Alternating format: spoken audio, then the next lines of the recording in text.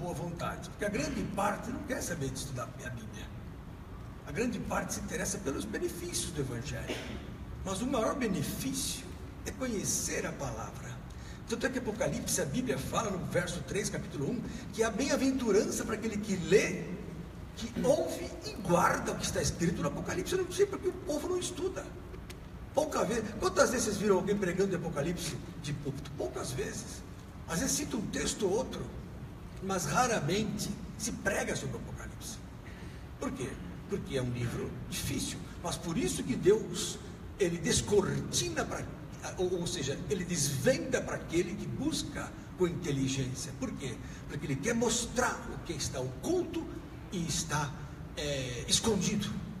Por quê? Para que você receba um maná escondido, que é um alimento sólido, sobrenatural, que te levanta mais espiritualmente. Porque nada mais nobre do que conhecer as profundezas da verdade. O mundo está cheio de mentira, e hoje a mentira é permeada pelo audiovisual. Então você olha a indústria fonográfica, a indústria cinematográfica, ela é fantástica, fazem de tudo, faz fogo descer do céu, o céu descer, se desfazer, tudo acontece, mas é tudo truque.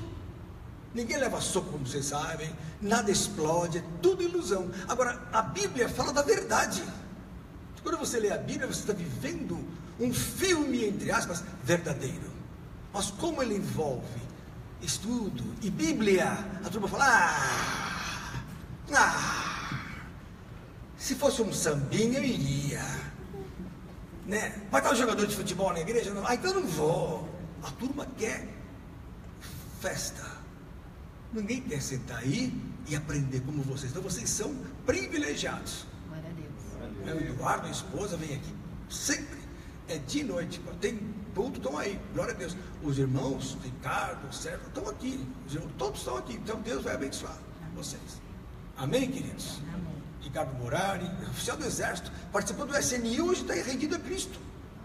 O homem que era antigamente frio de sentimento, hoje ele se derrama diante de Jesus. Tem muita bênção diante de Deus. Poder tomar um trago em homenagem ao Exército Brasileiro. Diga glória a Deus. Glória a Deus. Vamos continuar com o Apocalipse. Começamos o Apocalipse 1, falamos do 2, estamos no meio e para acabar o 2. Falamos que as igrejas relatadas em Apocalipse 2 e 3, que são as 7 cartas ao Apocalipse, às igrejas do Apocalipse, na verdade elas aconteceram, as 7 igrejas, que vocês já sabem, que é Apocalipse 2 e 3, mas na verdade cada igreja, cada carta, ela reflete, ela significa um tempo da igreja sobre a terra, desde que Jesus formou a igreja, quando ele no Pentecoste derramou o Espírito Santo, começou a igreja ali, até hoje. Existe um histórico. Começou com aquela igreja maravilhosa de Atos, que é a igreja que é chamada de igreja aqui de Éfeso, uma igreja do primeiro amor, do poder, da santidade, da unidade, da comunhão. De repente ela deu uma esfriada, e Deus falou: olha, arrepende-te vês de onde caíste, e volta às primeiras obras, senão vai perder a bênção. Aí depois vem no ano 130 começa uma grande perseguição. Ela já tinha começado no ano 60 com Nero. Foi a perseguição que acabou, que matou Pedro, né? E depois Paulo. Depois veio Tertuliano, a segunda perseguição, que foi de 69 a 96. Nesta perseguição quem sofreu foi João, que recebeu o Apocalipse lá em Patmos, naquela ilha isolada, tal, o famoso apóstolo João. Depois vieram os outros, Adriano, e assim foi. Foram 10 grandes perseguições, 10 imperadores romanos, 10 grandes devastações do mundo cristão. Toda perseguição envolvia matança, homens jogados nas feras, crucifixões, tormentos, grandes tribulações. A última grande tribulação, a última grande perseguição dos imperadores foi a de Diocleciano, no ano praticamente 290 depois de Cristo, até 312. Foi terrível, mais de 250 mil cristãos foram mortos. Faz a conta, é muita gente.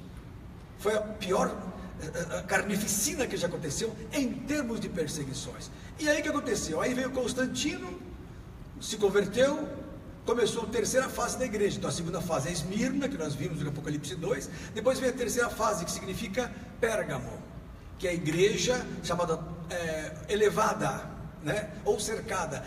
Na verdade uma igreja de alto nível, entre aspas, onde o império se converte. O Império Romano se converteu, porque o imperador se converteu, a mãe dele era cristã, e assim todos foram obrigados a aderir à nova religião que agora se impunha no Império Romano, que era a religião cristã. Então toda aquela gama de deuses que eram adorados na Grécia e em Roma, Bacos, Dionísios, toda aquela turma, Diana de Éfeso, toda aquela turma lá foi deixada de lado.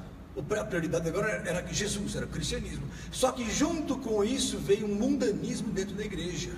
Aquela santidade, aquela mortificação que existia, aquela vida do espírito foi esfriando. Por quê? Porque a grande parte ficou obrigada a ser cristã, mas não era cristão de verdade. Nunca se impõe ninguém a virar crente, nunca se impõe ninguém a se converter. A pior coisa é impor a conversão a alguém. Tem pessoas que se convertem porque o pai é crente, o tio é crente, eu vou para a igreja, mas a pessoa vem na igreja e fica pensando lá fora no Sidney Magal. Ninguém mais pensa no Sidney Magal, porque está velho, gordo, acabou, né? Mas pensa no Luan Santana. Peguei vocês agora, né? Pensando na turma aí, no sei lá o que e tal, essa turma moderna. Então a pessoa está aqui na igreja, mas está com o coração lá, não estão convertidos. A conversão é uma experiência genuína com Jesus.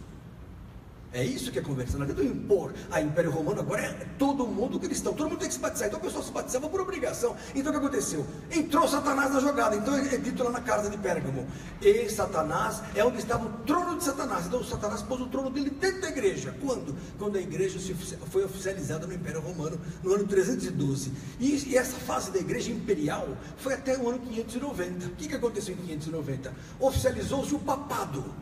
O primeiro papa foi até bom, o Gregório I. Começou a quarta fase. A quarta fase é a igreja de Tiatira, né? Que significa torre alta. Foi a maior fase da igreja. Começou com os papas ali, até numa boa. De repente o papado foi caindo. A igreja católica começou a ficar carnal, começou a ficar arrogante. E os papas foram perdendo a visão do Espírito. Foi proibida a leitura da Bíblia. Começou as santas indulgências. Quer dizer, a pessoa precisava pagar um pedacinho da cruz, o manto de Jesus, para poder estar dentro da igreja. Começou a Santa Inquisição depois de 6 séculos, no ano 1229. A Santa Inquisição, a pessoa que falasse assim, olha, ele não aceita o que a igreja católica fala, a pessoa era condenada. Bastava o testemunho de uma criança. Impressionante. Então a igreja entrou em trevas.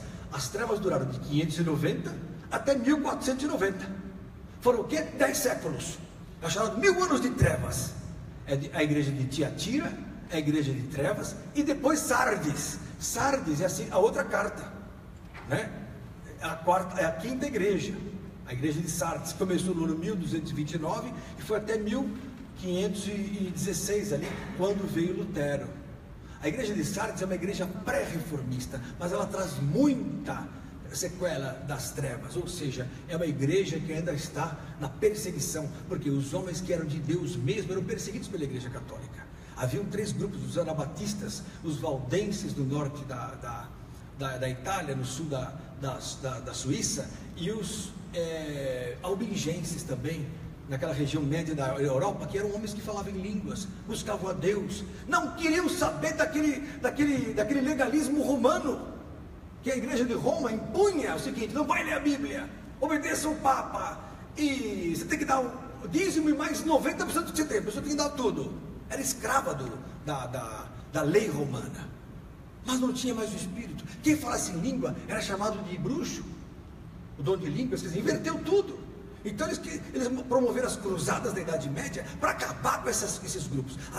O pretexto das cruzadas, que saíam de Roma e iam até Jerusalém, passando pela Europa, o pretexto era chegar até a cidade santa de Jerusalém, que eles falavam tal. Mentira! No fundo eles queriam, durante o caminho, acabar com toda a população que buscava Deus em espírito, que eram esses grandes grupos de avivados que haviam nas montanhas. E eles subiam lá e promoviam guerras terríveis, porque os caras eram crentes, não iam lutar. Até lutavam alguns, mas a grande parte dos grupos se rendiam e eram mortos. Porque na verdade, irmãos, o sacrifício por Jesus sempre foi aclamado na igreja primitiva. Quer dizer, sofrer por Cristo é sofrer mesmo.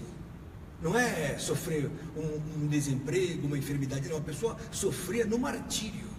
Ser crucificada por Jesus, ser decepada na guilhotina, ou queimada viva, como foi Joana d'Arc, por Jesus, era uma honra. Era uma honra. Hoje o cristão, se o chefe dele aperta, você é crente, ele mais ou menos não leva isso em consideração. Ô chefe, que é isso, chefe? Eu sou do seu lado. Saravá ao ponto, se for preciso. Que é isso? Não é assim? Vai orar para comer? Que foi nada, não. Senhor, glória ao teu nome, sou de Jesus. É minha hora, posso comer? Vou contar uma para vocês. Tinha um colega, aliás, um amigo, que era engenheiro da Volkswagen, presbítero Oswaldo, depois se tornou pastor Oswaldo, ele era meu auxiliar, era o meu grande irmão que dirigia comigo a igreja de São Bernardo. Ele era firme lá na Volkswagen, ele era um engenheiro de acabamento, ele que bolava o acabamento dos carros, do Gol, Paraty na época e tal.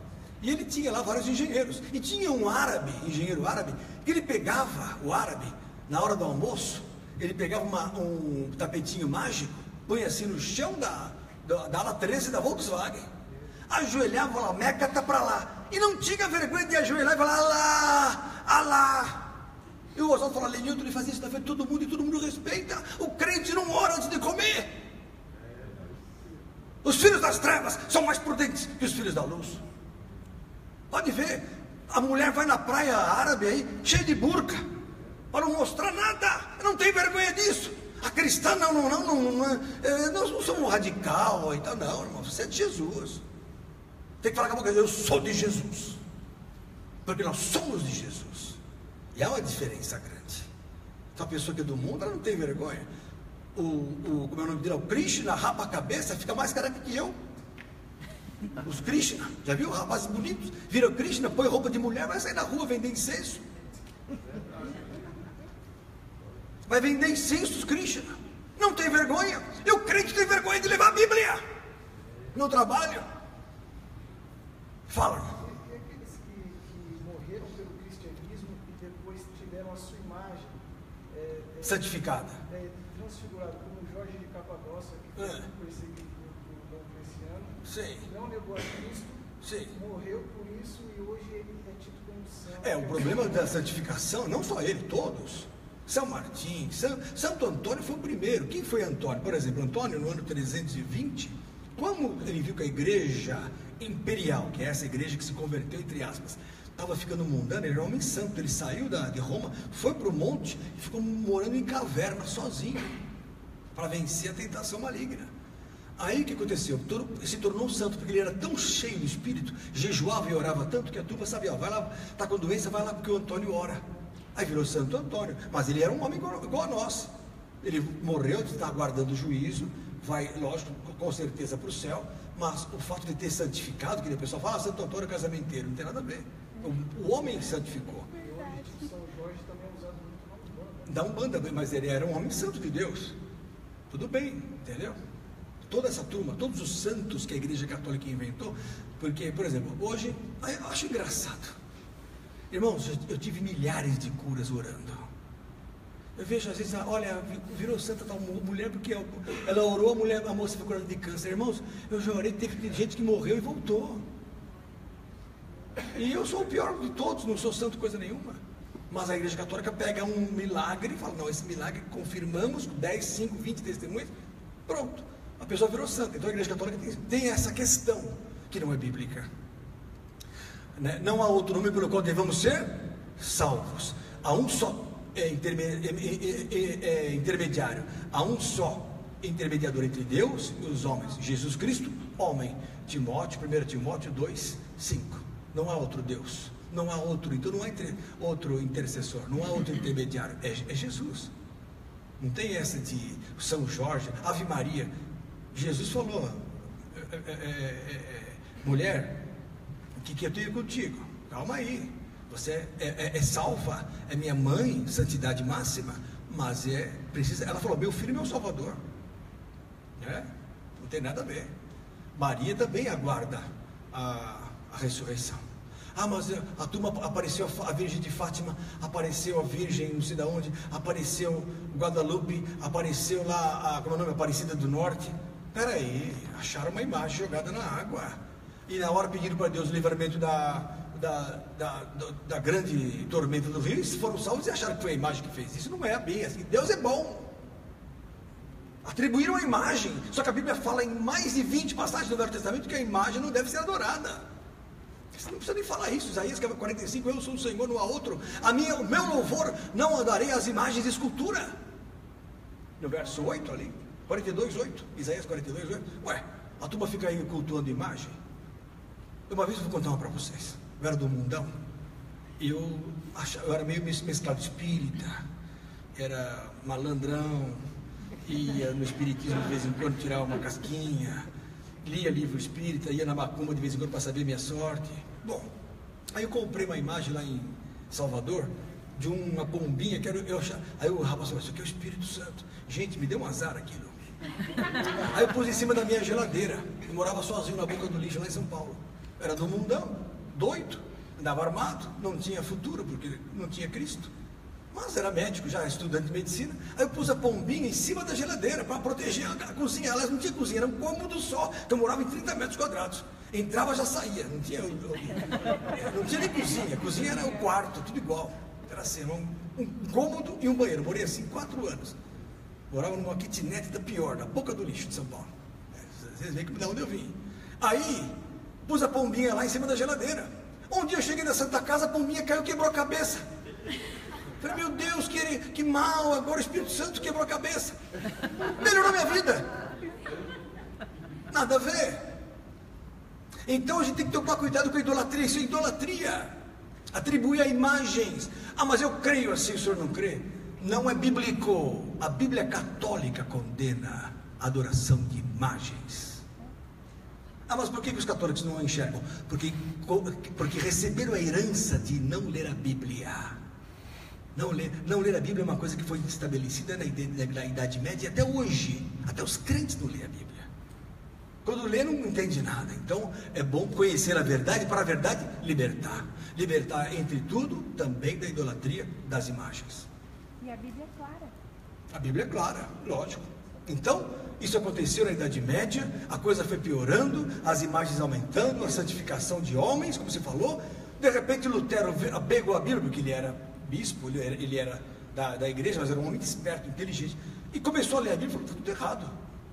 E começou com ideias subversivas, assim, entre aspas, em relação à igreja dominante, que era a igreja católica, e começou a ser perseguido, já no final da idade de Sardes ali, no ano de 1498, 1500, foi quando ele começou um movimento na Germânia, que é hoje a Alemanha. Por isso que o luteranismo é alemão, a origem é alemã, porque é a origem germânica. Depois contaminou a igreja da França, os francos, depois pegou a Inglaterra e foi dominando todo mundo. Aí o John Wesley, surgiu John Knox, surgiu Calvino, foi surgindo, grandes homens paralelos, e depois que tomaram esse movimento firme chamado movimento da Reforma. Vamos ler a Bíblia para poder entender isso agora na igreja de Filadélfia, que eu não li ainda, e vamos começar hoje. Apocalipse capítulo 3, abra lá. Diga glória a Jesus. Glória a Jesus. Eu parei no 2 na semana passada. Vamos lá.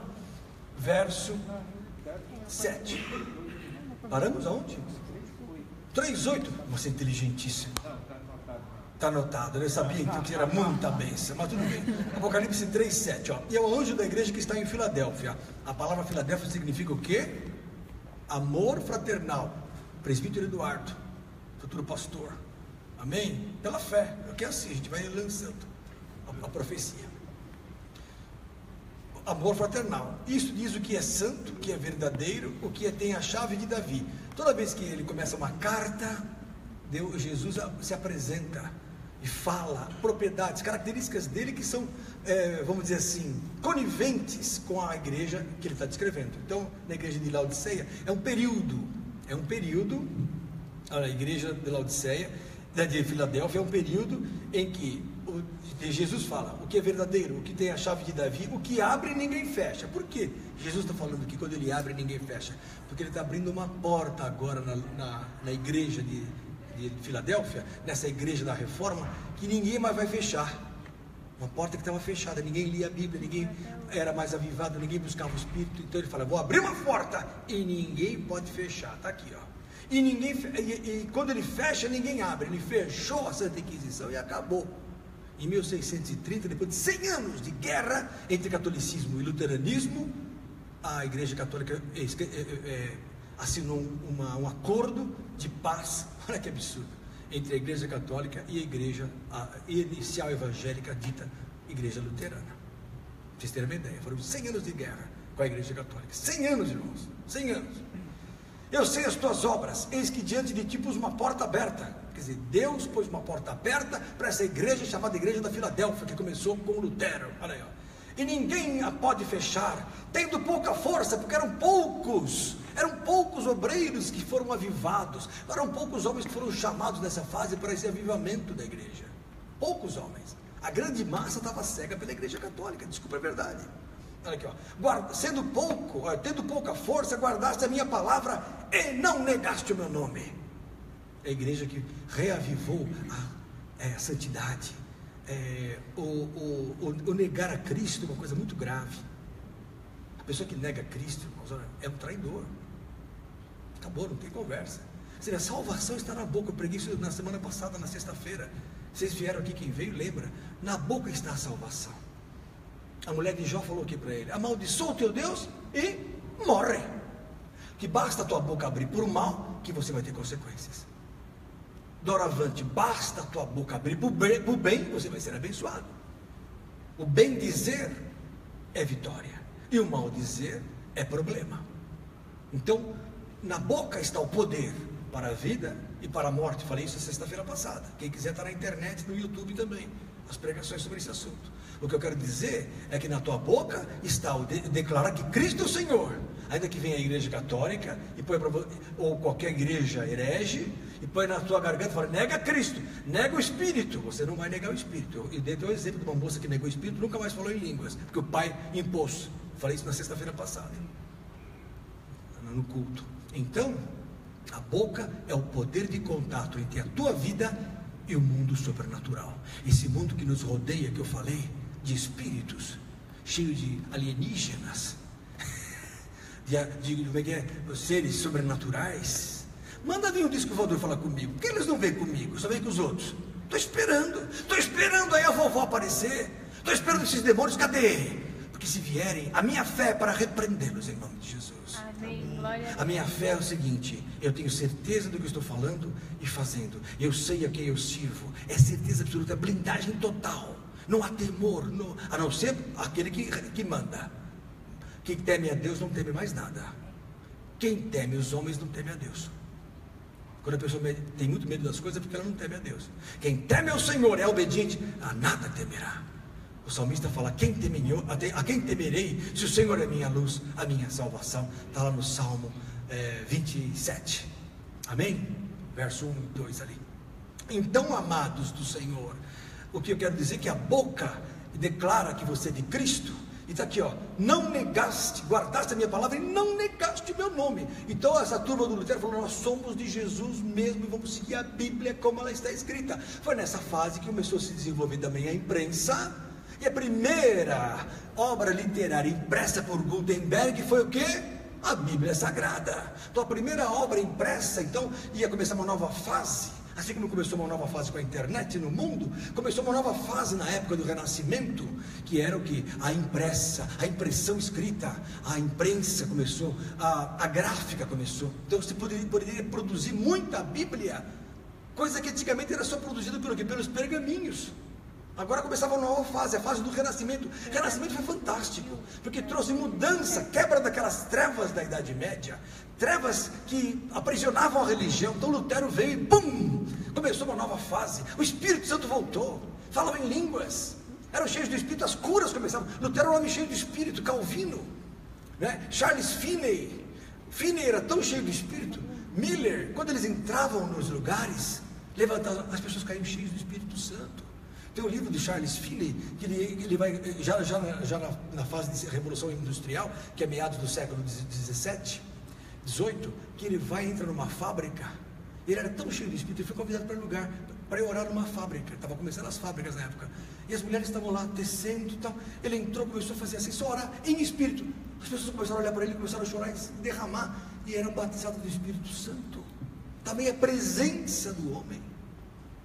Irmãos, é muito forte. Eu conheci um rapaz aqui em São Bernardo na década de 90. Eu tinha igreja lá. Ele era da Deus Amor.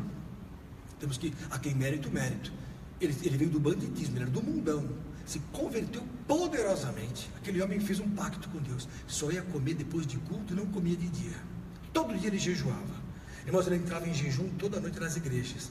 Quando ele entrava tão cheio do Espírito, ele levantava a mão e começava os demônios se manifestar. Era impressionante que havia de libertação. Por quê? Ninguém podia, os demônios não podiam enfrentá-lo, porque ele não vivia mais ele, era Cristo e jejum, oração e jejum, e bênção. Então quando você se desprende deste mundo, você tem grande poder de Deus na sua vida. E essa era a igreja que foi restaurada por Lutero, em contrapartida a frieza da igreja que reinava na igreja católica. Então mudou tudo. Foi um avivamento que Jesus falou. A chave que quando eu abro uma porta, ninguém fecha. Começou, e até hoje o avivamento existe. Até hoje nós colhemos frutos benevolentes da face de Lutero. Vamos continuar. Eis que eu farei aos da sinagoga de Satanás, que aqui se refere à igreja católica, figurado, aos que se dizem judeus e não são, olha aí, mas mentem. Eis que eu farei que venham e adorem prostrados a teus pés, e saibam que eu te amo. Por quê? Porque depois de 100 anos, em 1630, a igreja católica teve que se render aos evangélicos, e assinou um termo de paz, que não haveria mais perseguição. Se renderam, se cumpriu o que diz a Bíblia, se renderam e se prostraram. Ninguém mais segura esse avivamento. E realmente foi uma explosão. Surgiu, o calvinismo produziu os presbiterianos, depois veio os batistas, né? Wesley também produziu os metodistas, e assim foi, um avivamento total. E dessas igrejas, quando elas começaram a se esfriar, outros produziram a Assembleia de Deus, igrejas de congregação cristã, que veio da presbiteriana, e assim foi.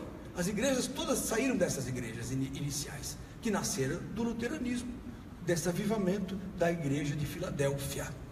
Como guardaste a palavra da minha paciência, verso 10, olha aí, também eu te guardarei da hora da tentação que há de vir sobre o mundo, todo o mundo, para tentar os que habitam na terra. E veio mesmo uma tremenda tentação com a Revolução Industrial, quando a nova era tentou se impor na época da Revolução Industrial. Foi difícil ali também, porque ali o anticristo já queria se manifestar pela Revolução Francesa. Vocês não sabem de nada, mas a maçonaria esteve por trás da Revolução Francesa, para trazer um novo governo mundial e mudar as religiões. Isso é sério. Eis que venho sem demora, guarda o que tens, para que ninguém tome a tua coroa. A quem vencer, eu o farei coluna do templo do meu Deus, e dele nunca sairá. E escreverei sobre ele o nome do meu Deus, e o nome da cidade do meu Deus, a Nova Jerusalém, que desce do céu, do meu Deus, e também o meu novo nome. Quem tem ouvidos, ouça o que o Espírito diz às igrejas.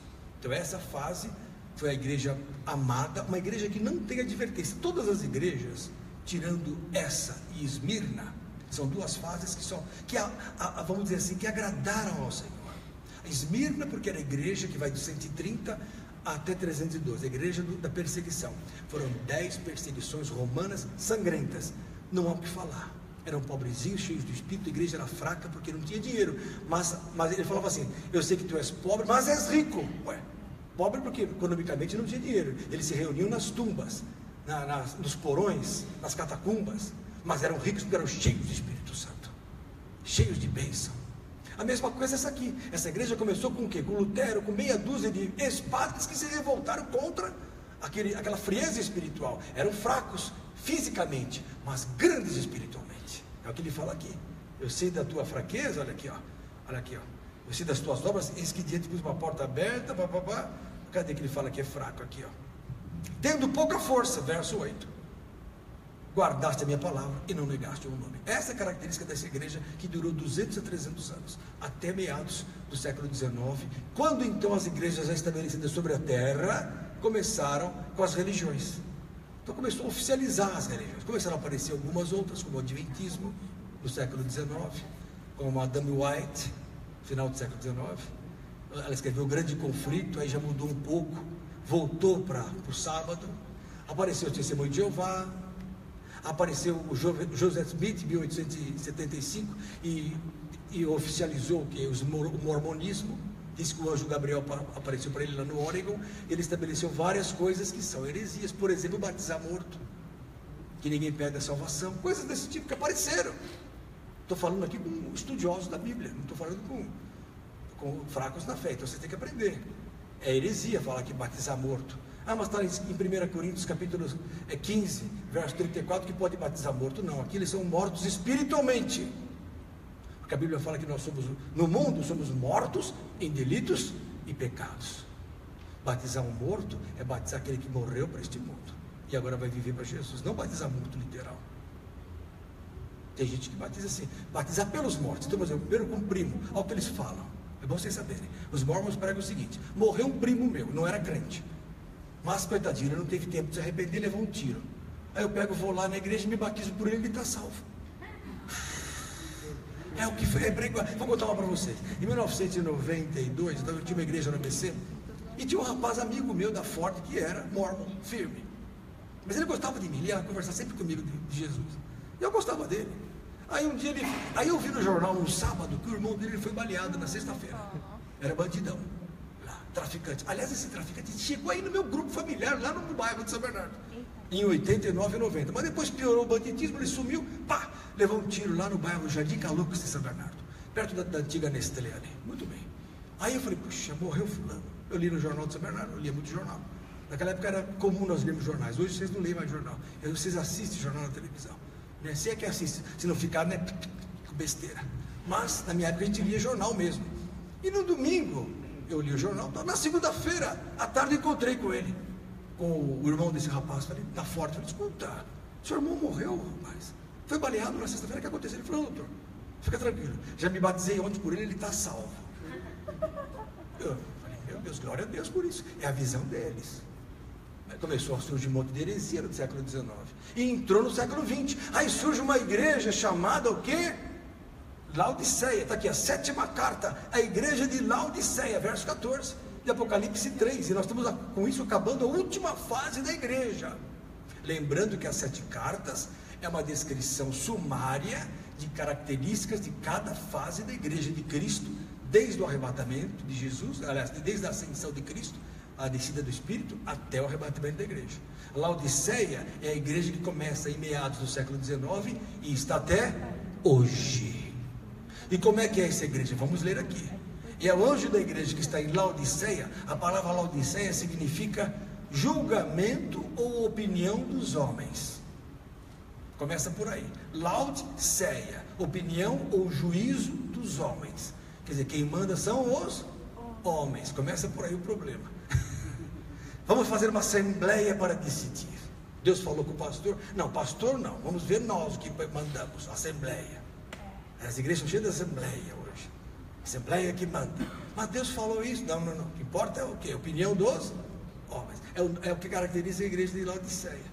É o que ele fala. E o anjo da igreja que está em Laodiceia escreve: isto diz o Amém, a testemunha fiel e verdadeira, o princípio da criação de Deus. Jesus é a testemunha fiel, verdadeira e princípio da criação de Deus. Quer dizer, nele foram formados céus e terra. Quando lá no Gênesis está escrito, Gênesis 1, no princípio criou Deus céus e terra, se pode substituir. Quem é o princípio da criação de Deus? Jesus. Então, substituindo, no princípio se põe, em Cristo foram criados céus e terra. Princípio não é tempo, é fundamento. Em Cristo foram criados céus e terra. É a prova de que o Gênesis não está falando aqui no princípio. O princípio é fundamento, é Cristo. Cristo criou todas as coisas. Nele foram criadas todas as coisas. Colossenses 1 fala isso no verso 20. Todas as coisas que eram no céu e na terra e debaixo da terra. Acabou. Verso 15. Eu sei as tuas obras. Aí vem a característica dessa igreja do século XIX para cá. Sei as tuas obras, que nem és frio, nem quente. Não é frio por quê? Porque todo mundo crê em Jesus. Você vai na macumba, eles creem em Jesus. Todo mundo, Deus me livre. Tem alguém que fala que não tem ateu? Mas eu conheço um rapaz que é ateu. Difícil. Ele diz que é ateu, mas na hora que aperta o carro, rouba a filhinha dele. Eu tive um paciente meu, fui pregar para um rapaz, ele era engenheiro da Ford. Aí chegou lá, oi, tudo bem, doutor? Vim aqui fazer um check-up. Que legal, você trabalha aqui na firma? Trabalho há muito tempo, tá? Você é casado, tem 3 filhos, é legal. E você é frequenta alguma igreja? Não, eu sou ateu. Você é ateu? Sou ateu total. Falei, que legal, eu gosto dos ateus. Pensei comigo, frio ou quente? O cara é frio, ótimo. Pelo menos ele não é. Ele é frio. Eu falei, você é ateu? Falei, ateu. Eu falei, eu adoro os ateus. É mesmo, doutor? Eu gosto de ateu. Ateu mesmo, ateu. Você não crê em Jesus? Nada, não crê em nada. Tá bom. Em casa também não, né? Minhas filhas também nada. E você tem 3 filhos e tal. Minha esposa, trabalha. Como é que estão as crianças? Graças a Deus estão bem. Fiquei assim, não estou entendendo. Não é força de não é expressão, nada. Falei, velho. Quero ver se chega em casa, suas filhas estão doentes, quero ver para quem você vai apelar. Aí ele ficou assim, doutor, eu vim aqui para isso. Falei, mas você vai levar agora. Você vem aqui, você não assina o teu documento. Ele ficou louco. O duro é isso de ser médico, né? As pessoas ficam na mão da gente que eu vi que não quer. Mas depois se converte, quem sabe, né? Mas então, irmãos, eu sei as tuas obras, que nem és frio, nem quente. Que o quente foi lá em Esmirna, o quente foi lá em Filadélfia, aquela igreja pujante, aquela igreja que enfrentava a perseguição, aquela igreja que não negava Cristo, aquela igreja que mortificava a carne, aquela igreja que não largava Jesus para assistir filme de terror. Essa foi boa, né? Para ficar fazendo porcaria, para ir no Luan Santana, para não sei o quê. Não, porque hoje é assim, ir para a igreja, é fanatismo todo dia, pastor. Agora, se joga o Corinthians, ele larga tudo para assistir o Corinthians. E vi gente em hospital morrendo e falava assim para mim, doutor, quem está ganhando? Assim. No hospital. Deus me livre falar isso, mas meu avô, eu batizei meu avô com 77 anos, ele morreu com 91. Mas ele era corintiano tão roxo, que estava morrendo no Hospital Brasil em Santo André. Eu falei, vô, tudo bem? Ele, tudo bem. E estava jogando Palmeiras com o Corinthians. Como é que está o jogo? Eu falei, não acredito. Tudo que eu preguei, eu falei, me ouviu 15 anos, depois ele morreu nas minhas mãos, lá no hospital. Mas era fanático do Corinthians. Fazer o quê? E as pessoas são assim. Porque não é fácil ser quente em Cristo. É chamado de fanático. É chamado de doido. Né? Muita gente não aguenta assistir essa pregação que eu estou fazendo. Ai, pastor, para de falar isso. Por que falar isso? Não é bem assim. Não, é assim. Quem ama Cristo quer Jesus. Quem ama droga quer droga. Quem ama o sexo quer sexo. Quem ama o sexo na hora de ligar a televisão, ele não vai querer assistir filminho livre. Viu ele? Não, quero 18 anos. 14? Não, 14 não. É assim. Agora, quem é família quer ver o livre para chamar a família para sentar junto. É ou não é, meus irmãos? A pessoa faz o que está no coração. É o que eu falei. Nós temos que mudar a nossa vida. E amanhã vocês vão ver como à noite. Mas não vou falar como pregar, porque Deus proibiu eu falar antes. Se vocês quiserem, vocês venham amanhã à noite. Certo, pastor Marcelo? Vão ficar surpresos amanhã. Como mudar isso amanhã? Vamos ser de novo quente amanhã. Mas eu quero dizer para vocês que essa igreja nossa, oxalá foras fria ou quente. Olha lá, é o que Jesus fala, ou se ela fosse fria, ou se ela fosse quente. Mas assim porque és morno, verso 16, e não és frio nem quente, vomitar-te-ei da minha boca. Infelizmente essa igreja do século XIX e século XX, a grande parte, quando eu digo igreja, eu digo fase. Tudo tem exceção. Esmirna tinha exceção, Tiatira, que era a igreja dos papas, tinha exceção, tinha os monges, que eram uma bênção, tinha os anabatistas, tinha os valdenses, tinha o pessoal que vivia nos morros, tinha os santos que viviam isolados, tinha o pessoal que vivia nos mosteiros, havia remanescente, sempre teve os 7.000 que não se dobraram a Baal. E nem Elias falou, opa, só eu fiquei aqui. Deus falou, você está por fora, meu amigo. Tem 7.000 que não dobraram o seu joelho. Deus sabe que o povo de Deus é grande, meus irmãos. Em todo o tempo tem gente orando. Em todo o tempo tem gente firme. Em todo o tempo tem gente interessada em Jesus. Em todo o tempo tem gente séria. É o que mantém. O Brasil não está pior por causa das pessoas que oram. Deus tem misericórdia daqueles que dobram o joelho 3 horas da manhã. E não deixou nada pior acontecer. Muita gente fala, por que Jesus não voltou ainda? Porque tem gente orando para converter aqueles que não ainda se converteram. Por isso, irmãos, o ser quente é isso agora. A massa A massa é morna. A massa é morna. Porque olha aqui, ó. Assim porque és morno, vomitar-te da minha boca. Por que Jesus fala vomitar? É um termo pesado, né? Vomitar. Ah, não, Jesus vai vomitar. Acontece que a questão espiritual está no comer ou não comer. O diabo quer comer. Ele quer o quê? Tragar. Ele busca quem possa tragar. 1 Pedro 5,8, né? Se diz sobre o vigiar, porque o diabo, vosso adversário, anda ao teu redor, buscando a quem possa tragar. Então o diabo quer jantar, turma. Acontece que Jesus também quer se alimentar dos crentes. Para onde foi o meu amado? Ó formosa das mulheres, Cantares capítulo 6, para onde está o seu amado? O meu amado desceu no meio dos lírios, verso 4, a se alimentar nos lírios. Quem são os lírios? Os crentes. Jesus é o amado que desce no meio dos crentes, ele quer se alimentar dos cristãos. Então quando eu jejuo, eu alimento a Cristo. Quando eu oro, eu alimento a Cristo. Quando eu leio a Bíblia, eu estou me alimentando da palavra e estou alimentando a Ele. Cristo em nós, a esperança da glória, cresce. Cristo cresce em mim, Ele fica alimentado, o Espírito cresce em mim. Quando eu oro, busco, renuncio o mal, declaro que Ele é o Senhor, louvo, na hora que eu louvo, eu encho o Senhor de alimento espiritual. Quando eu peco, eu dou indigestão em Jesus. Que alimento é esse? Aí Ele quer vomitar. Está escrito lá, vomitar-te da minha boca. Que é a igreja que fala que está salva, mas não está. Fala que é dele, mas nega com as obras. Jesus falou assim: por que dizeis Senhor, Senhor, e não fazeis o que eu mando? Aquele que está nele deve andar como ele andou. 1 João 2,6 fala isso. Aquele que diz que está nele deve andar como ele andou. E se andar como ele andou é ser quente. O estar nele, mas não andar como ele andou, é ser morno. E vai ser o quê? Vomitado, porque está alimentando o mal. Eu já preguei uma vez que os demônios fortes são formados dentro da igreja pelo desvio dos crentes.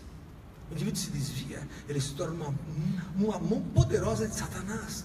Ele se desviou, ele é um cristão, porque ele se batizou, então ele está num lugar, no mundo espiritual já assentado, só que é uma hoste espiritual da maldade nos lugares celestiais. Ele tem o batismo, ele nasceu de novo, mas agora ele é uma fonte maligna, porque ele alimenta quem? O inimigo. Eu já vi gente que levou tiro assim, ó, pá, pá, pá. Gente, eu atendi uma vez o Isaías, líder das serpentes negras. Era uma entidade aqui em São Paulo, que é equivalente, mais forte que o PCC na época, lembra? Roubavam bancos e doleiros, esse tipo especializado. Isaías era o chefe. Olha o nome, Isaías, crente desviado. Ele chegou na minha mão, Isaías, numa terça-feira do pronto-socorro, baleado, cheio de tiro, pá. Ele gritava, ah! Na hora que eu abri a cabeça do Isaías para ver o que aconteceu, chegou no pronto-socorro pela polícia. O que tinha desenhado aqui? Um demônio assim, de chifre, assim, o diabo, desenhado aqui, e o S no meio, de Satanás. Falei, bom, vou dar para a turma brincar, quer dizer, aprender a operar. Alguém tem que aprender a operar. Não vou dar a velhinha, vou dar ele. Dei ele para a turma operar, os quintonistas. O homem saiu vivo. Aí eu fiz a seguinte pregação em 89. O diabo protege os dele, Deus guarda os dele. Os mornos que se cuidem. Deus guarda dele. Sério, Isaías saiu da cirurgia. Irmãos, abrimos o tórax, a bala correu perto do coração, não matou. Furou o pulmão, drenamos, o cara saiu bem. Abrimos a barriga, tiramos o baço, o cara saiu bem. Ficou 3 dias na UTIzinha lá embaixo e ficou um guarda do lado dele. Chegou uma ambulância, na época era a ambulância de Caravan branca. Os caras disfarçados com metralhadora, se fizeram de enfermeiros, se fizeram aqui no pronto-socorro, deram a volta, entraram na enfermaria, deram o ré da Caravan, desceram 2 caras com metralhadoras, renderam o guarda, prenderam o guarda no lugar do Isaías, levaram o Isaías embora. Os filhos das trevas são prudentes. A igreja que se cuide e ore. Então, irmãos, existe poder nas trevas alimentado pelo pecado. Então a igreja que é santa, ela é quente. Ela não vai ser vomitada, porque ela é força alimentar para Deus. Ela alimenta o Senhor. Quando esse alimento não é bom, ele fala o quê? Vou vomitar. Interessante, né? É uma figura. Olha aí. Aí ele continua dando a característica da igreja moderna, a igreja atual, do século 20 e 21. A igreja do não é bem assim. Tem igreja que falava assim. Uma vez, nós encontramos na Vila Mariana, um rapaz que era presbítero, de uma igreja famosa lá. Se desviou, ele estava fumando assim. Aí o pastor falou, estava com o pastor falou, escuta, o que está acontecendo, fulano? Você subiu da igreja? Deu um tempo. O que aconteceu? Eu estou aproveitando aqui fora, mas eu estou salvo para sempre, ninguém perde a salvação. Olha o cara. Uma vez salvo, salvo para sempre. É a visão do chamado igreja morna. E não é assim. Aquele que não perseverar até o fim, não será salvo. O que não persevera, o que persevera na sã doutrina, será salvo. É sério isso aí, irmãos. Quem é santo, santifique-se. Quem é sujo, uma vez me perguntaram numa igreja que eu pregar aqui em Jandira, onde é que está na Bíblia que não pode fumar? Eu falei, não, a Bíblia manda fumar. Ah, é? Onde é que está? Mandei abrir Apocalipse, capítulo 22, abra lá. Pastor, a Bíblia manda fumar? Eu falei, manda. Aqui, ó, a Bíblia não fala nada sobre cigarro, mas ela manda fumar. Onde está isso? Olha aqui, ó. Olha aqui, ó. Verso 11, quem é injusto faz injustiça, quem é sujo, suje-se ainda, pode fumar. Ficou louco comigo, rapaz. Ele queria que eu provasse para ele, está aqui, ó. Se a medicina mundana de Satanás manda parar, porque vai destruir seu corpo, que é o corpo do Espírito Santo, templo do Espírito, vai fumar para quê? Tem nexo, destruir o corpo do Espírito, templo do Espírito. Então é isso aí. Como dizes, verso 17 de Apocalipse 3, diga glória a Jesus. Glória a Jesus. Olha aí. Como dizes, rico sou e estou enriquecido, e de nada tenho falta. Por que rico? Não, porque eu tenho tudo, pastor. Jesus me dá tudo. Eu tenho salvação, eu tenho glória, eu tenho os dons do Espírito, tenho tudo. Tenho muito dinheiro, Deus me dá dinheiro, eu tenho tudo. Como dizes, rico sou e estou enriquecido, e de nada tenho falta, e não sabes que és um desgraçado. Olha o que a Bíblia fala. É miserável, e pobre, e cego, e nu. Vamos ver por que ele faz isso. Porque agora vem a resposta. Aconselho-te que de mim compres ouro provado no fogo. Então, quer comprar, quer ficar rico? Como é que você vai ficar rico? Para Deus, riqueza não é isso aqui não. Para Deus, riqueza é o que está escrito aqui, ó. Compres ouro provado no fogo para que te enriqueças. Você sabe o que enriquece o indivíduo? Você sabe o que te enriquece lá em cima? Aí dá comida para os pobres? Não, porque os espíritos também fazem isso. É outra coisa. Está em 1 Pedro, capítulo 1. Abra lá. Que silêncio, meu Deus. Glória a Deus. Olha lá. Glória a Jesus. Você está bem, né, filhinho? Eu não sei se é muito amor da menina ou amor a Jesus, mas você está firme aqui, não?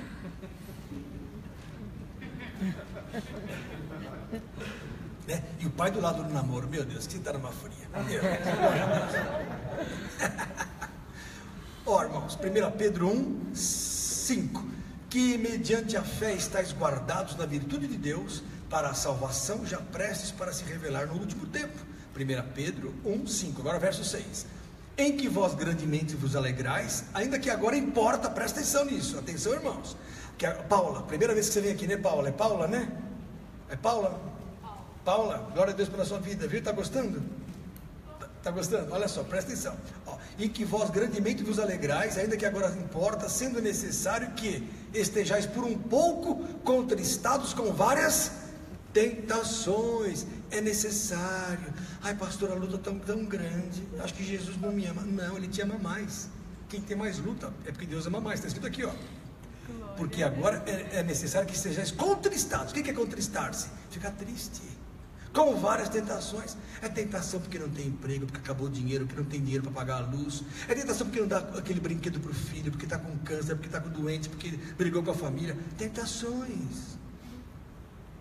Para que essa tentação? Para que a prova da vossa fé, olha só, muito mais preciosa do que o ouro que perece e é provado pelo fogo, se ache em louvor e honra e glória na revelação de Jesus Cristo. Ou seja, a prova da fé é muito mais preciosa do que o ouro. Então, quando a minha fé é provada, toda vez que a nossa fé é provada e achada em louvor e honra e glória, é como a Cassiane fala, com muito louvor, eu sou achado na minha tristeza. Ora, isso é grande riqueza para Deus. Está escrito aqui.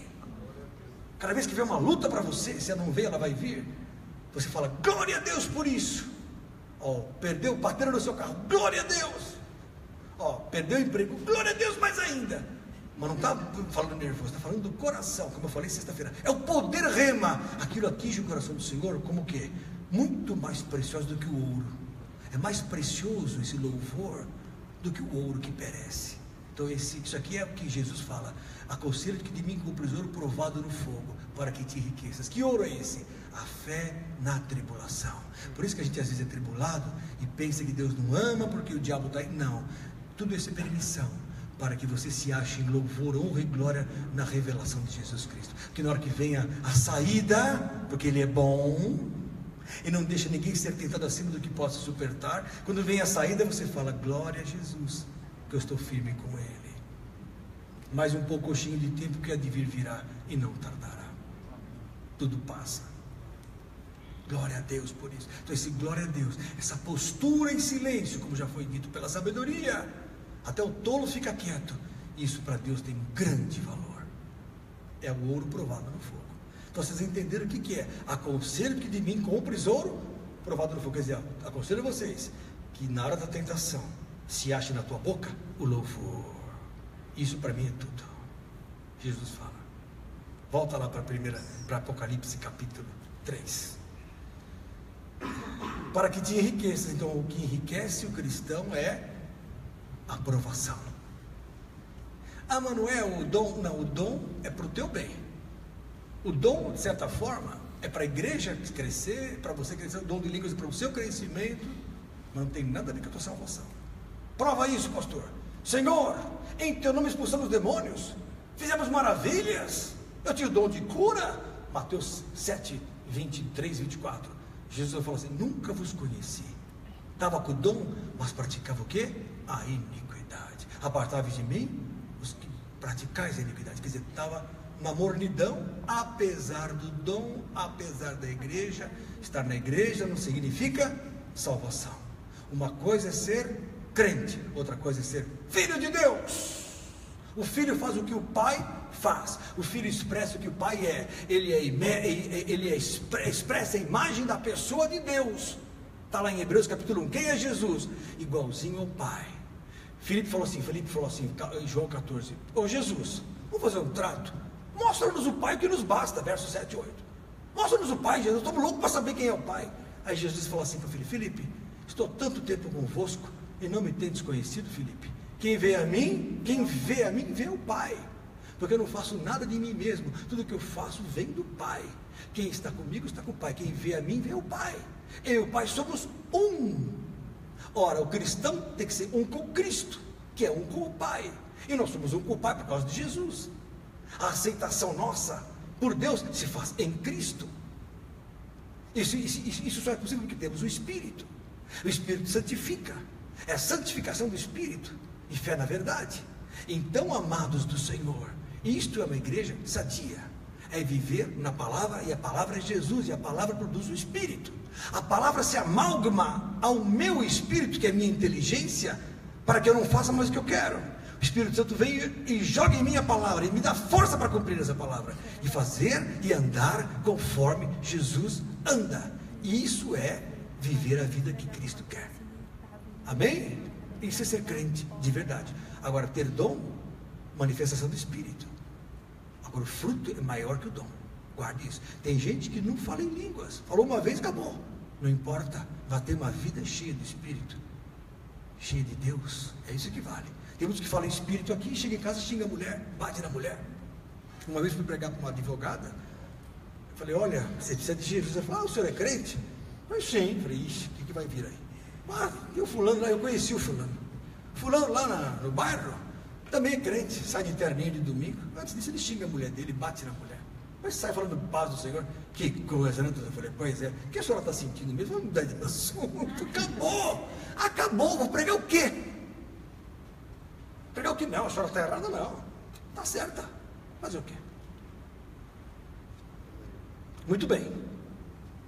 Então, primeira coisa, comprar ouro. Segunda, comprar as vestes brancas, para que te vistas e não apareça a vergonha da tua nudez. Mas eu não estou pelado, pastor. Mas espiritualmente está. A nudez é a falta de santidade. Na boca, nos olhos, né? no falar, no agir, no responder. Tem gente que só briga. Tem gente que só fala mal dos outros. Não aqui, vocês são todos santos, graças, senão não estariam aqui. Mas aí fora, fala mal. A pastora, nunca adulterei. O que adianta? Mas você já pôs todo mundo no fogo, falou mal de todo mundo. Tem gente que fala assim, ai, se fosse minha aquela mocinha, já adulterou. Peça perdão, glória a Deus. Que a Bíblia fala que aquele que começa primeiro na cabeça, a tendência é o pecado. Mas se eu der a luz ao pecado, eu gero a morte. Enquanto o pecado não vem à luz, tudo bem. Porque na cabeça tem vencimento. Agora, se eu executo o pecado, posso chegar e falar assim, vou matar aquele cara. Mas entre falar e executar, eu peço perdão. Agora, se eu executar, não tem mais jeito, matei.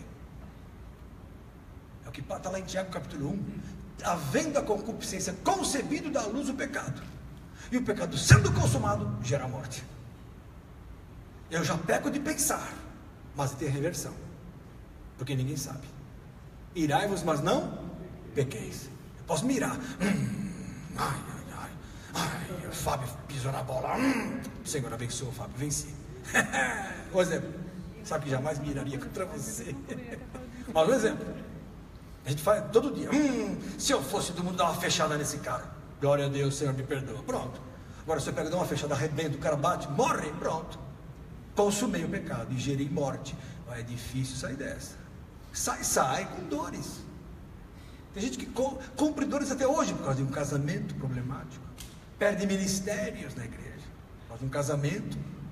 Não tratou bem a mulher, perde a bênção. Não tratou bem o vizinho, perde a bênção. Não tratou bem os pais, a Bíblia manda honrar pai e mãe. Trata lá aquela velha, pronto, acabou, perde o ministério. Vai perder a salvação? Não sou ninguém para julgar, mas perdeu a bênção. Perdeu a bênção, perde a bênção. Fala, irmão, quem levantou a mão? Fala. O casamento com traição, a restauração. O casamento com traição está em Mateus capítulo 19. Abra lá, é bom que todos saibam que diz a Bíblia. Você pensa que o Lenilton não está preparado para essas questões que se colocam de vez em quando? Eu ia fugir dessa, hein? Mateus 19, abra lá. Diga glória a Jesus. Em Mateus 19, aconteceu isso. Perguntaram para Jesus se é lícito dar carta de divórcio. Ele respondeu e colocou essa opção do divórcio. Olha aqui, Mateus 19. Essa minha Bíblia nova não está amaciada ainda, então eu demoro para chegar lá. Mateus 19, capítulo 19, verso 4. Não tendes lido que no princípio... verso 3, é lícito ao homem repudiar sua mulher por qualquer motivo. Repudiar aqui significava dar carta de divórcio. E Jesus disse, não tendes lido que no princípio o Criador os fez macho e fêmea? E disse, portanto, deixará o homem, pai e mãe, e se unirá a sua mulher, e serão os dois numa só carne. Assim não são mais dois, mas uma só carne. Portanto, que Deus o juntou, não separe o homem. Então ele disse, então por que Moisés mandou dar-lhe carta de divórcio e repudiá-la? Olha só, verso 8. Mas aí Jesus disse, Moisés, por causa da dureza do vosso coração, vos permitiu repudiar vossas mulheres. Mas o princípio não foi assim. E eu vos digo que qualquer que repudiar a sua mulher, não sendo por causa da prostituição envolve adultério, voyeurismo, homossexualismo, traição, fornicação. A prostituição é tudo isso. Eu já dei aula para vocês sobre esse assunto. Então o camarada, a mulher, por exemplo, o camarada descobre que a mulher é, homossexual. Está o traindo com uma outra mulher. Pode divorciar? A Bíblia fala que sim. Está com outro homem lá. Ele pode perdoar, como pode não perdoar, fica a critério dele. Eu sempre oriento na igreja, se a pessoa se converteu e se mudou de vida, dá-lhe chance. Que a Bíblia fala. O melhor é a família, a integridade da família. Agora, se o camarada cada dia andar com uma, ele vai destruir a prole. Se a mulher, então, e por que a Bíblia dá respaldo para o homem se separar? Porque Deus quer preservar a família, e a mulher é a mãe, é a rainha do lar. Se a mulher está em prostituição, é difícil manter a casa, porque os filhos não vêem a prostituição, e Deus quer salvar os filhos, até a Constituição quer salvar as crianças, e Jesus também quer salvar. Então Jesus falou, então não sendo por causa da prostituição, não larga ninguém, que tem que salvar os filhos. Agora, tem prostituição em casa, pode largar. Está escrito na Bíblia, que não sendo por causa da prostituição, qualquer que repudiar sua mulher, não sendo por causa da prostituição, porque prostituição é respaldo para a separação. Infelizmente é verdade. Houve prostituição, maculou, rompeu uma só carne. Está lá em 1 Coríntios capítulo 6. É sério, já estudei sobre isso com vocês. Aí é uma questão particular. Sentar com os pastores, existe cura. Se o homem acha arrependimento, chora. Foi um laço. Ele não deixou Jesus, ele caiu. E a Bíblia fala que o cair é do homem, mas o levantar é de Deus. E em Provérbios fala que 7 vezes o homem cairá e o Senhor o levantará. Então ele pode se restaurar. Tem muitos que se restauram. Veja aí, tem muitos casais que depois se tornaram grandes bênçãos depois do adultério. Pelo contrário, às vezes o adultério foi até uma ponte para a vitória. Estavam na mornidão, um caiu, levou um tombo violento e falou assim: agora eu me converto de verdade. Mudou de vida, se tornou grandes pastores. Então ele não era nem convertido direito. A partir daquele momento se converteu. Agora, se a pessoa cai, não reconhece, 1 tempo, 2 tempos, 3 tempos, já houve oração, a igreja foi lá, falou, deu um ano. Peraí, está na separação, não quer nem saber dos filhos? Aí começa uma nova vida. A Bíblia dá resposta para isso. Porque o certo é o seguinte, verso 10: se assim é a condução do homem, disse o discípulo, relativamente à mulher, não convém casar. Pedro falou: melhor não casar, né, Jesus? Aí Jesus falou assim: nem todos podem receber esta palavra, mas só aqueles a quem foi concedido, porque realmente tem gente que não consegue ficar sem casa, vai cair. E em 1 Coríntios capítulo 7, verso 9, Paulo fala assim: melhor é casar do que abrasar-se. Ele diz assim no verso anterior: é bom que fiquem que nem eu, não tocarem mulher, mas se não podem conter-se, casem-se, porque é melhor casar do que abrasar-se. Porque se o camarada não casa, ele vira um pedófilo, como acontece com alguns vigários. Desculpa, mas a notícia fala por aí, não sou eu. A Globo fala, todo mundo fala, está a prova ali. Está melhor casar do que isso.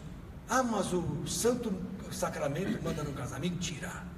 Jesus falou assim: alguns conseguem, outros não.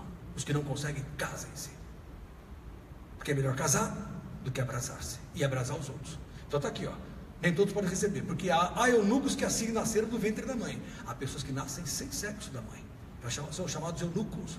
Hoje eu tive um paciente no consultório que ele tem problema, ele não tem sexualidade, e eu como médico tenho que interferir, dar-lhe hormônio para ele ter vida normal. Chama-se hipogonadismo, é um problema físico, médico, não é demônio, nada, que nasceu assim. Olha que ele falou: nasceu eunucos do ventre da mãe. E há eunucos que foram castrados pelos homens. Naquela época se castravam os eunucos para tomar conta das princesas, das rainhas, para os homens não terem sexo com aquelas mulheres, ou se tiverem não terem filhos. Também tem essa teoria, tudo bem. E há eunucos que se castram a si mesmos. Aí não é cortar nada, ele mortifica a carne por causa do reino de Deus. Alguns conseguem, aqueles que casam com Jesus e têm uma vida santa com Jesus. Mulheres que falam: não, eu quero Jesus. Missionárias firmes, dia e noite com Jesus, e não casaram, mas são poucos. Amém? Agora, caso tenha adultério, se houve conversão, a pessoa se arrepende, dá uma chance, mas fica na liberdade para não dar a chance, principalmente quando é mulher. Fala, irmão. Hoje em dia, com a modernidade, acontece que o marido pega o celular da esposa na casa e vê lá que ela está já quase marcando um encontro com outra pessoa. Sim. Isso também inclui nesse caso? Não, aí que está. Ela está então, se Deus permitiu que o homem pegasse a mulher no celular e não aconteceu ainda o adultério, Deus está mostrando alguma coisa. Às vezes ela se arrepende, não consumou o ato. Acabei de falar. Tendo a concupiscência concebido, dá luz ao pecado, mas o pecado sendo consumado gera morte. Não gerou morte ainda. Há pecado que é para a morte, aquele que já foi consumado, é o problema. Mas o que não gerou a morte é que sentar e conversar. Tem marido que já quer aproveitar e já largar tudo, está errado. Se ele ama, por que ela está traindo? Por que ele falhou também? Porque às vezes o problema está no marido. O excesso de trabalho, o excesso de religiosidade, todo dia igreja, segunda, terça, quarta, quinta igreja, e a mulher nada. O Jairinho, graças ao bom Deus, nós temos nessa igreja um pastor maravilhoso, que incentiva e dá exemplo de uma vida cristã genuína em casa. Valoriza a pastora, beija de púlpito aqui, pastora, maravilha. Isso é exemplo, irmãos.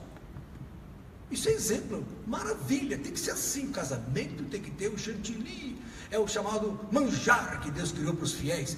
1 Timóteo capítulo 4, abra lá, é bíblico. Casamento ter alegria.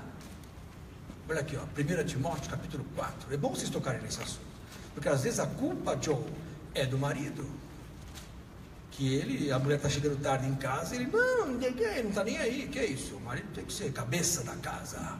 O homem tem que ser, cabeça não é ser machão, é ter um domínio amoroso, mas ele manda. E a mulher tem que ter com sabedoria o domínio da coluna. Os dois, com essa inteligência, mantêm uma vida de santidade e harmonia. Ser machão não quer dizer ser cabeça, é tirano, é tirania. Ser cabeça não é o que manda, não, isso aí é estupidez. O que manda, ele fala assim, amor, tem um presente para você. Ela fala, não vejo a hora de chegar em casa. Ah, mas aí a amiga quer levar ela para a Offner. Não vou querer ir para a Offner, eu vou para o meu marido, porque ele tem um presente para mim. É um marido inteligente. Bem, hoje nós vamos num lugar especial. Opa, ela não quer nem saber de um amigo dela do trabalho. Agora, alô, bem, eu vou para a igreja direto, viu? O pastor Marcelo quer eu lá hoje. Essa foi boa. Pois é. Daí, mas bem, eu também queria ir, não vou dar para passar. Aí o diabo prepara alguém que liga, amiga, vamos lá comigo tomar um chá lá no shopping. Ah, vamos, vai, não quer saber disso. Aí está o laço. Aí, perceberam? Então tem que haver tribo mesmo, as mulheres têm que se unir, o marido tem que fazer as vezes de sabedoria com a mulher. A mulher tem que ser tratada como uma rainha do lar. Tem que haver um mecanismo de inteligência para segurar isso. A mulher gosta de besteirinhas, não sei o quê, e uma correntinha e tal, essas coisas que o homem detesta. O homem não gosta disso aí, mas a inteligência manda isso. O bem-estar manda isso. E a mulher sabe que o homem gosta de uma boa comida, uma boa picanha, ela pega e chega em casa, o marido chega em casa, como é bom, o marido chega em casa, tem uma jantinha, a mulher está esperando, cheirosinha. Não está com aquele sebo na cabeça da Assembleia de Deus de 1930, puxava seu cabelo. Religiosidade, né? Aí ele olha para a secretária toda cheirosa, chega em casa, a mulher com cheiro de CC. Então não é pecado pôr um perfuminho, não é tomar um banho, não é pecado. Pecado é não fazer isso. Pecado é não. Por isso que dá problema, Joy. Né? O que eu falei? 1 Timóteo, capítulo 4, olha lá, ó. Verso 1, mas o Espírito expressamente diz que nos últimos tempos apostatarão alguns da fé, dando ouvidos a espíritos enganadores. Olha só que interessante. E a doutrina de demônios. Que doutrinas são essas? Pela hipocrisia de homens que falam mentiras, tendo cauterizada a sua própria consciência, proibindo o casamento. Então, a igreja católica, desculpa quem é católico, está escrito aqui, ó, proibir o casamento. É heresia. Não é na Bíblia. Olha, doutrinas, tendo cauterizada a hipocrisia de homens que falam mentiras, tendo cauterizada a própria consciência. Verso 3, proibindo o casamento e ordenando a abstinência dos manjares que Deus criou para os fiéis. O casamento é um manjar. Olha aqui, ó. E para os que conhecem a verdade, a fim de usarem deles com ações de graças. Então Deus deixou o manjar do casamento, é um manjar no casamento. Fora do casamento, é ovo podre. Fora do casamento, problema. Fora do casamento, prostituição. Dentro do casamento, manjar. Por isso que o casamento é uma coisa tão honrosa, que eu diria que depois do nascimento do indivíduo, o dia mais importante é dentro do casamento. Mais importante que se formar, o cara vai fazer direito, se formou em direito, é legal. Se formou, não sei o que, ótimo. Puxa, um dia precioso, ele tem uma profissão. Mas no dia que ele casou, ele deixou pai e mãe e começou uma nova e definitiva fase da vida. É uma nova família, dali vai sair criança, dali vai sair pessoas iguais a ele. Ali vai, todo mundo vai ver que é uma nova célula. Ali vai ter independência, vai ter exemplo, vai ter vida, vai ter tudo, vai ter casa nova. Então não é briga, família não é pouca coisa. Então casamento não é pouca coisa, tem que ter manjar. Manjar existe, porque senão ninguém vai ter filho também. Amém? Vamos voltar para Apocalipse. Será que eu acabo hoje? Apocalipse 3, vou acabar agora. Apocalipse 3. Olha lá, então, vestes brancas. Onde é que está vestes brancas? Prova que vestes brancas, pastor, é santidade. Apocalipse 19, 8. Em 19:8 de Apocalipse, diz o seguinte, olha aqui, ó. Foi-lhe dado que se vestisse de linho fino, e o linho fino é branco, puro e resplandecente, porque o linho fino são as justiças dos santos. Então o que é linho fino? O que é veste branca de linho fino na Bíblia? Justiça dos santos. Cobertura espiritual. Então, quando a pessoa tem uma visão do linho, quando vocês vão ser batizados, por que vocês vestem aquele linho fino e branco e saem daquela água com aquela roupa? Porque espiritualmente estão sendo agora purificadas as vossas vidas, recebendo que a justiça dos santos, feita por Jesus Cristo na cruz. Então, quando eu saio do batismo, eu saio com aquela beca branca.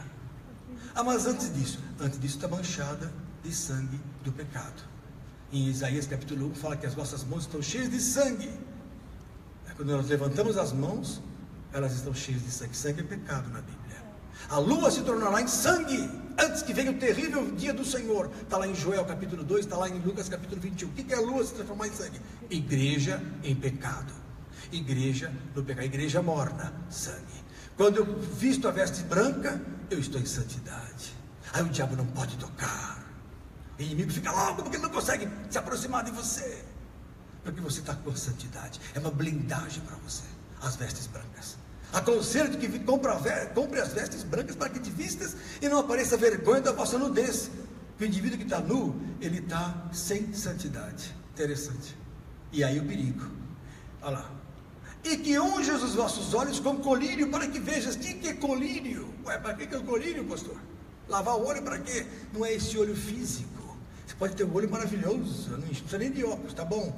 Mas o olho ungido é a água da palavra que lava o teu olho. Em Efésios capítulo 5, abra lá, verso 26. Estou dando o texto para vocês saberem onde está.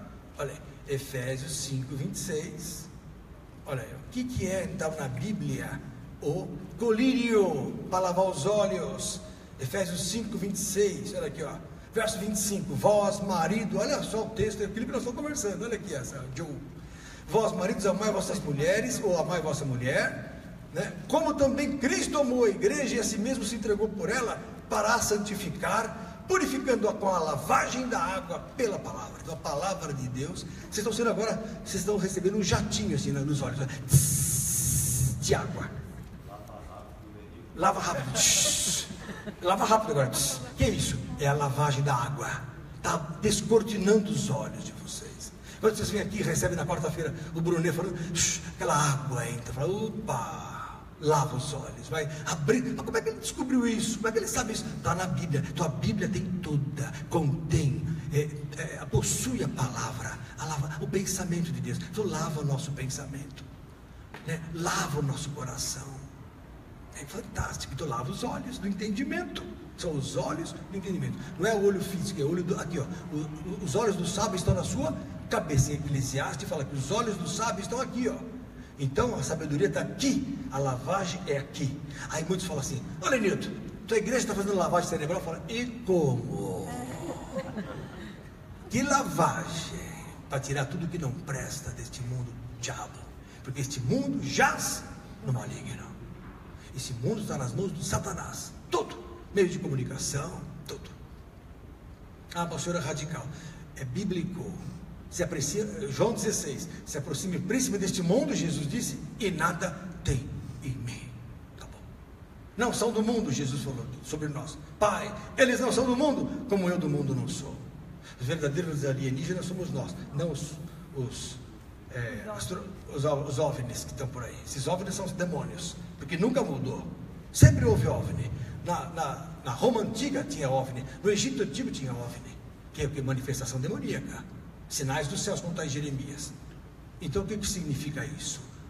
Manifestação de demônios. Agora nós somos os verdadeiros alienígenas. Jesus falou, não são do mundo, como do mundo eu não sou. Pilatos falou, você é o filho de Deus? Se fosse deste mundo, Jesus falou para Pilatos, mandaria agora, pediria para o meu pai, mandaria 11 legiões de anjos, acabaria com isso aqui tudo. Mas nós não somos do mundo, nós não somos deste mundo. Nós não podemos pensar. Essa semana me xingaram no Facebook, não fiz nada, nem conheço o camarada, do Rio de Janeiro, viu? Do Rio de Janeiro, carioca. Como ele não gosta do Jairinho, não sei quem é. Ele falou assim, a igreja do Jairinho, alguém que lê no Facebook viu, eu apaguei na hora. Essa igreja, está pedindo dinheiro lá, não sei o quê. E você, médico ou o quê? Está cobrando oração também? Ai, irmãos. Eu falei, opa, eu vou desafiar esse cara. Minha tendência foi chamar esse cara para o pau. No mundo eu fazia isso. Eu era do mundo, era doido, não tinha nada para perder. Mas aí ele me chamou no particular, como é o nome daquele negócio? Messenger. Ah, você é feio, você não sei o quê. Agora eu vou acabar com ele. Aí eu falei assim, Silvio, eu vou escrever um negócio aqui. Daí Jesus falou, não, você não vai escrever nada. Você é meu. Aí eu bloqueei ele. Tirei, apaguei o lugar. Deixar e vamos embora. Tá bom. Estou confessando meu pecado. Na hora eu fiquei, eu vou chamar ele. De onde ele é? Nova Iguaçu, será? Será de onde é? Rio de Janeiro. Está escrito lá do Rio de Janeiro, fulano e tal. Mas aí eu peguei e falei, não, deixa pra lá. Não respondi nada. Paguei, fiquei em paz. Hã? Não, acho que não. Não tinha cara assim, não. Mas ele falou mal da igreja. Ele tinha alguma coisa contra a igreja. Aí entrou a minha pessoa. Daí eu falei, o que eu fiz? Eu nem conheço o camarada. A minha tendência como homem, quando um homem ofende outro homem, o que foi? Não te conheço. Mas aí eu falei, não, eu sou de Jesus. Aí não vou descer. Porque se eu descer tudo que ele quer, mas depois ele fala, tá vendo? Ele é dos meus. Não sou. Glória a Deus, apaguei e acabou. Apaguei porque estava falando mal da igreja. Falou mal da igreja, meu filho mais que fala de mal. Fala mal de mim, eu sou feio mesmo, sou baixinho, não estou nem aí. Não devo nada. Agora, não fale mal de Jesus, nem da igreja, nem dos meus irmãos. Eu fico doido com isso. Não fale mal de quem eu amo. Aí passou lá, aquela igreja, opa, apaguei, falei, vou chamar na pessoa, falar, que é você? Nem te conheço.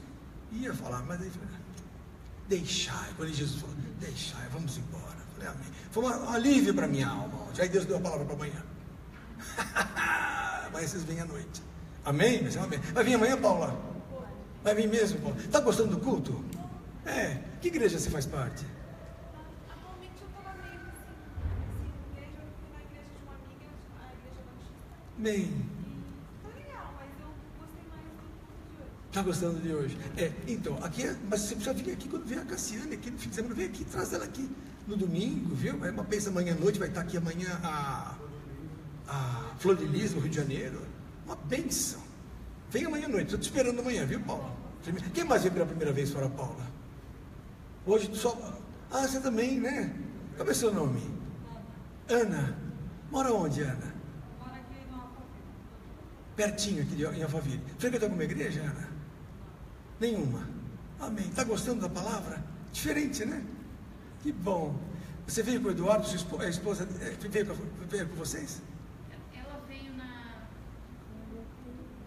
no culto do domingo, a gente convidou e ela. Ela veio aqui hoje. Amém, querido. Então já começamos a nos entrosar aqui na igreja. Que Deus abençoe sua vida também. Amém, queridos? Amém. Primeira vez também, querido? Já frequenta a de Alfa? De onde você é? De onde você frequenta? Que bênção. O nosso Davi Clavas? Meu amigo Davi Clavas, que bênção. Ele está melhor? Glória a Deus. A esposa, os filhos, Davizinho, o filho dele. Olha aí, que bênção. Conheço toda a turma lá, já preguei lá. Glória a Deus. Mas você era pequeno, foi em 1990 e eu. Lá no Davi Clavas, preguei em 89 e 91. O doutor Orlando, conhece o pastor Orlando? Olha aí, tá vendo? Deus abençoe. Como é seu nome? Ângelos. Você mora onde? Que bênção, Deus abençoe a sua vida. Perto lá do Wendel. Perto do Wendel ali. Deus abençoe. Amém. Venham então amanhã à noite, vocês vão ser abençoados. Venham no domingo. Não percam a conexão, porque a igreja, irmãos, é a grande árvore que vai infundindo seiva nos galhos, que somos nós. Jesus falou, nós somos as varas. Ele é o tronco, ele precisa nos alimentar. Se a gente deixa de vir na igreja, deixa de receber essa seiva maravilhosa, essa palavra que a gente recebe. Amém? Então vamos acabar aqui. Eu repreendo e castigo a todos quantos amo. Então tem muitos que pensam que Jesus não repreende. Eu também pensava, Jesus é bonzinho. A Bíblia não é bem assim. A repreensão ela vem para quem ele ama. Olha aqui, eu repreendo e castigo a todos quantos amo. Sê pois zeloso e arrepende-te. O que Deus quer é arrependimento, verso 19. Então não é problema pecar. O problema é não se arrepender. Entendeu, Joe?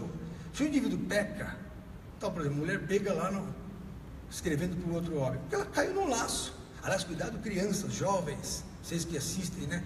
Toma cuidado, porque hoje, pela internet, os caras põem figura de um rapaz bonito, vai ver, não é. É um bandidão para pegar as crianças. Muitos já morreram assim.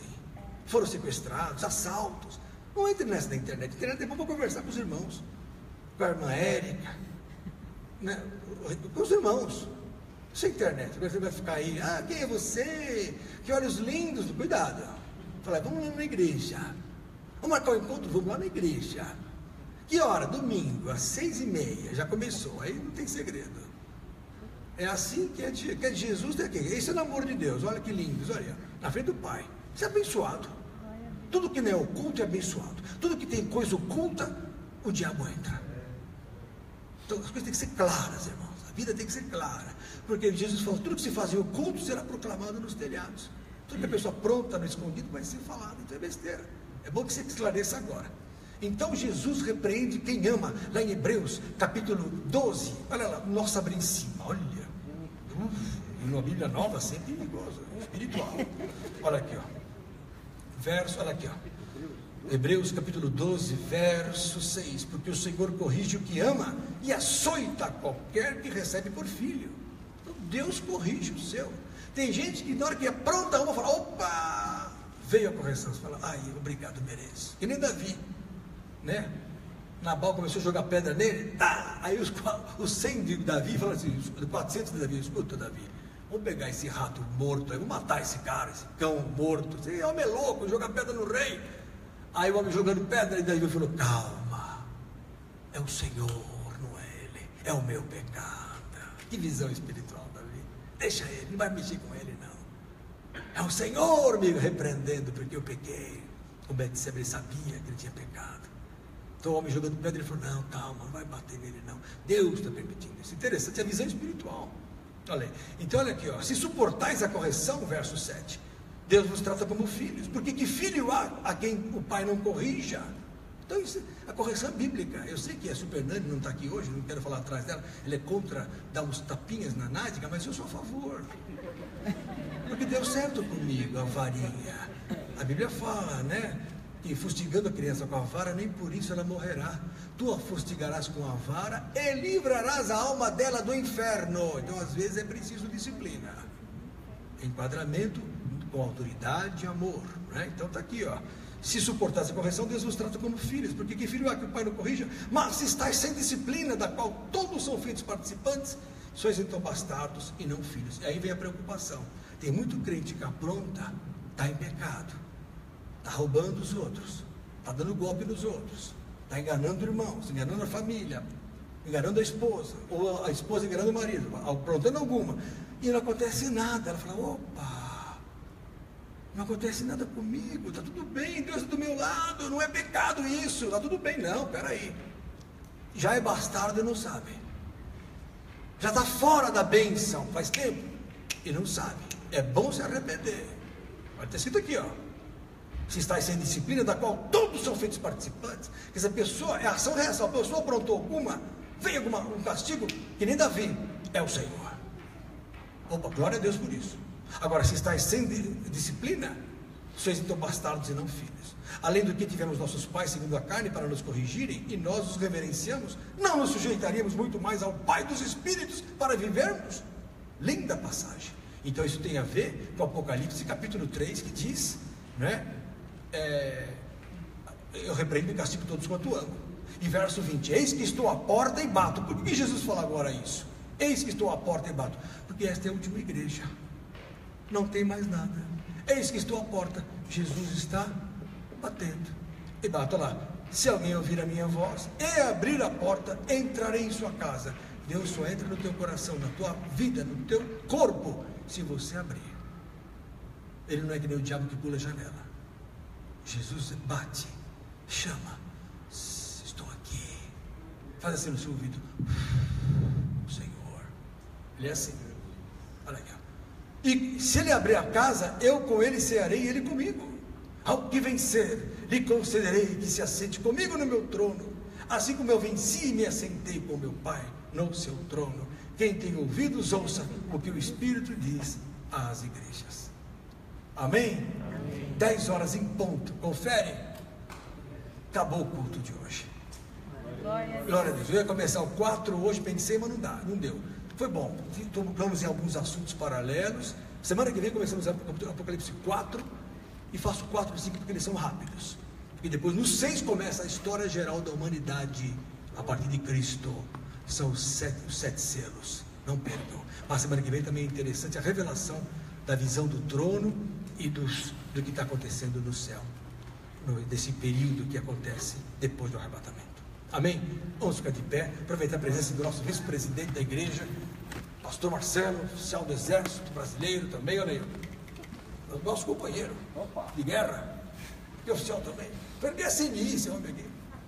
Vamos lá, pastor Marcelo, por favor, é brincadeira, mas sabe que eu estimo muito. Aproveitar o pastor Marcelo para orar, fazer a oração final agora, em nome de Jesus, tá bom, queridos? E nós estamos encerrando o culto agora. Estenda suas mãos para os céus. Bondoso eterno Deus, te agradecemos por esse momento de estarmos aqui na tua presença, onde temos aprendido, onde temos escutado algo dos céus através da sabedoria que tens dado ao teu filho. Por isso, ó Pai, que esta palavra nós venhamos colocar em nossos corações, guardar, praticar, para que nós venhamos crescer a cada dia em ti. Dai-nos sabedoria dos céus, que verdadeiramente que nós venhamos frutificar.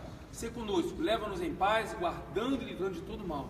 Pedimos as tuas bênçãos, certo da vitória, em nome de Jesus. Pode dizer amém? Amém. Amém. Palmas para Jesus, irmãos queridos. Amém. Deus abençoe. Amanhã à noite, grande culto com a flor de lis e nossa palavra que o Senhor vai usar em nome de Jesus. Amém, queridos? Se despeça do seu irmão na paz do Senhor. Amém.